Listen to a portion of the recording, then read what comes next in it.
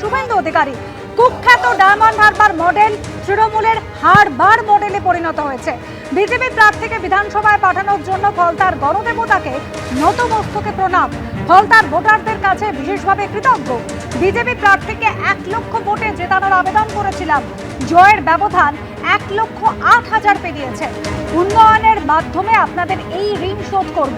সোনার ফলতা গড়ার জন্য আমরা দায়বদ্ধ, পোস্ট করেছেন মুখ্যমন্ত্রী শুভেন্দু অধিকারী। 19 রাউন্ডের শেষে বিজেপি প্রার্থী দেবাংশু পান্ডা পেয়েছেন 1,37,473টি ভোট। দ্বিতীয় স্থানে সিপিএম প্রার্থী পেলেন 38,265টি ভোট।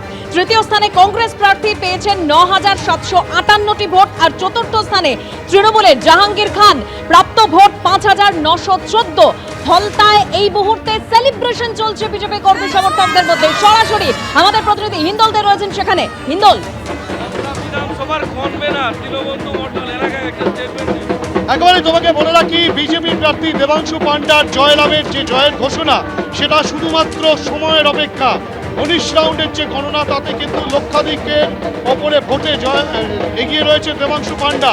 এবং ঠিক গণনা কেন্দ্রের বাইরে, অর্থাৎ কিনা ডায়মন্ড হারবার ওমেন্স ইউনিভার্সিটির বাইরে কিন্তু তুমি দেখতেই পাচ্ছ বিজেপি কর্মী সমর্থকেরা তারা কিন্তু রীতিমতো কিন্তু উচ্ছ্বাস প্রকাশ করছেন দলীয় পতাকা নিয়ে, ঢাক বাজিয়ে এবং রীতিমতো আবির নিয়ে তারা আবির খেলা শুরু করেছেন।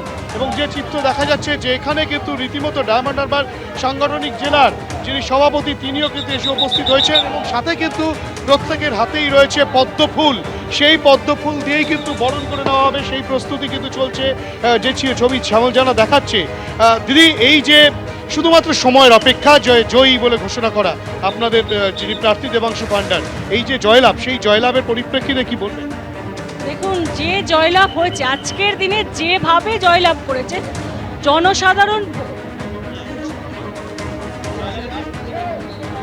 যেভাবে জয়লাভ করেছে, এই জয়লাভ আমি যেভাবে বলি, যতটুকু বলি কিন্তু কম বলা হবে। এক কথায় যে ডায়মন্ড হারবার মডেল বারংবার বলা হচ্ছে তা কি ভেঙে চৌচির হয়ে গেল?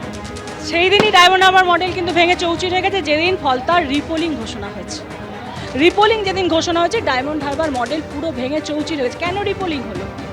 আজকে আমরা দেখেছি দীর্ঘ 15 বছর ধরে যেভাবে জিতেছে, আজকে 2024 বলুন, তার আগে বলুন, যেভাবে জিতেছে প্রত্যেকটা ইভিএমে তারা সেলোটেপ লাগিয়ে কাউকে ভোট দিতে দেয়নি। এবিপি আনন্দ, এগিয়ে থাকে, এগিয়ে রাখে।